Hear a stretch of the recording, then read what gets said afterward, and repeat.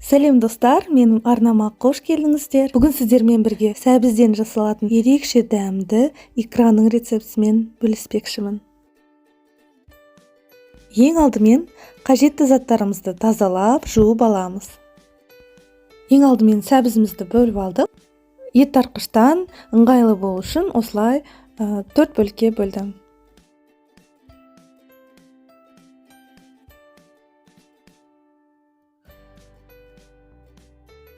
Енді келесі бізде қызанақ. Қызанақты да дәл солай бірнеше бөліктерге бөліп аламыз. Келесі бізде тәтті бұрыш пен ашты бұрышымызды бірге қосып бөлеміз. Мінекей бәрін тазалап, жуып, бөліп алдық. Енді ет тарқышымызды алып, бәрін біртіндеп өткіземіз. Бірінші сарымсақтан бастадым. Менде 1 дана сарымсақ кетті. Сіз дәміне қарай көбірек қоссаңыз болады. Келесі менде қызанақ.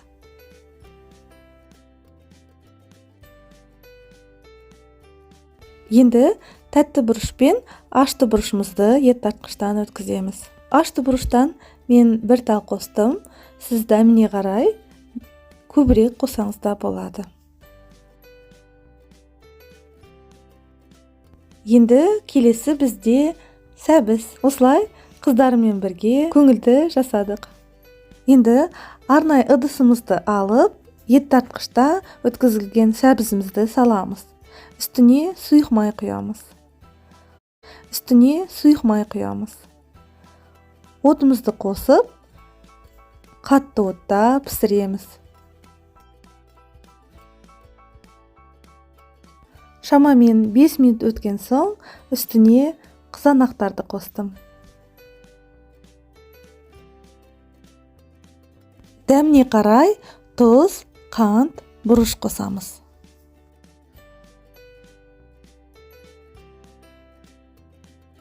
Мен 3 қасық қант және 4 қасық тұз қостым. Сіз өзіңіздің дәміне қарай көбірек тұз қоссаңыз да болады. Енді жақсылап араластырып аламыз.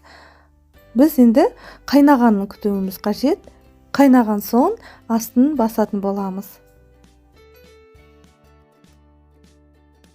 Шамамен 5-6 минут өтті. Мінекей қайнай бастады. Енді баяу отқа қоямыз. Қақпағын жауып, 2 сағат шамасында баяу отта пісіреміз. Арасында осылай ашып, араластырып тұруды ұмытпаңыздар, өйткені асты жабысып қалуы мүмкін. 2 сағатымыз өтті. Мінекей, енді бұрыштарымызды қосамыз. Үстінен сарымсағымызды саламыз. Лавр жапырағын ұмытпаймыз. Жақсылап араластырамыз. Сарымсақтарды қосқаннан кейін енді баяу отта 15 минут шамасында пісіреміз.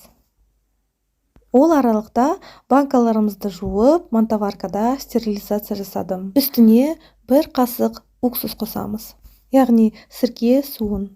9% сірке суының жасалу жолы менің арнамда, YouTube каналымда көре аласыздар. Енді жақсылап араластырып, 5 минут шамасында қайнатамыз. Арнайы стерилденген банкаларымызды алып, дайын болған икрамызды құямыз.